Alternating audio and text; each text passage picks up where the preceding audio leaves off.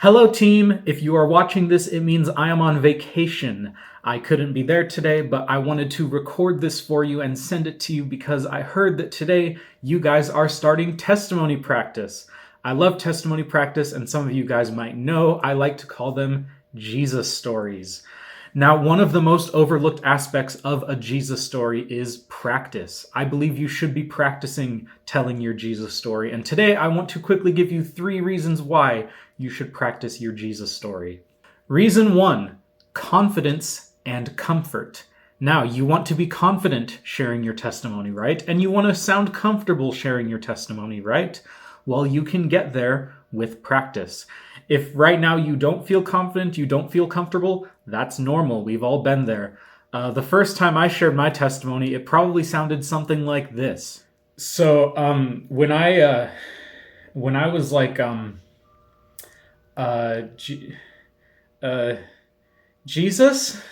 Now, everyone's been there. That's perfectly normal. But the more you can practice telling your Jesus story, the more confident you will be telling your Jesus story. And the fewer ums, uhs, likes, yeahs you'll have in there. Reason number 2, avoiding the 90-10 problem. Now, a good Jesus story should be 50-50 or close to 50-50, not 90-10. What do I mean by that? Well, let me show you with an example. Blue Hat Jesse is going to tell a story, and Red Hat Jesse is going to play the part of the listener. Let me show you first an example of a 50-50 Jesus story. You know, before I gave my life to Jesus, I had a judgmental attitude. I judged others constantly, but really it was because I had a guilty conscience. I felt horrible for things I had done, and I took it out on others by judging them. But thankfully, Jesus came into my life, and he showed me that I can be forgiven for all my sins. I can be forgiven for everything I've done. And I can have a clear conscience instead of a guilty conscience.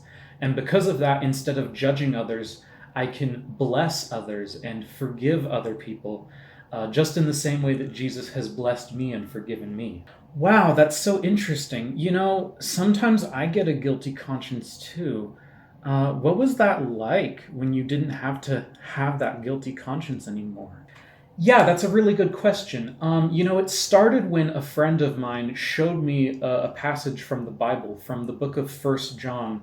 And in the book of 1 John, it's pretty good, right? Sounded pretty normal? Well, now let's hear an example of a 90-10 story. Before I knew Jesus, oh man, I got into so much trouble. I was like a wild child, you know what I'm saying?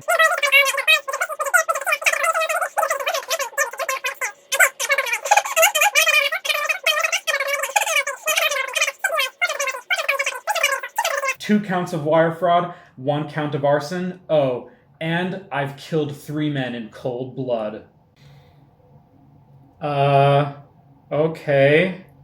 And then what happened? Oh, right. And then Jesus saved me. What? Hopefully now you can see what I'm talking about. The 90-10 problem is when you spend 90% of your story talking about what a terrible, horrible, no good, very bad person you used to be, and then only 10% of the story talking about Jesus.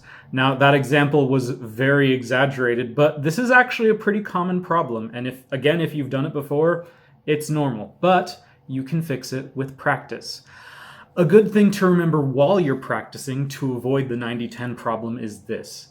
You are not the main character of a Jesus story. Jesus is the main character of a Jesus story. If you keep that in mind while you're practicing, you can keep things 50-50 and not 90-10. Reason number 3, sometimes things go wrong. Sometimes it happens. You're telling your story, you're feeling yourself, you're channeling your inner Ray Comfort, and then your mind goes blank. You forgot what you were going to say next. I wish I could say it's never happened to me, but it has.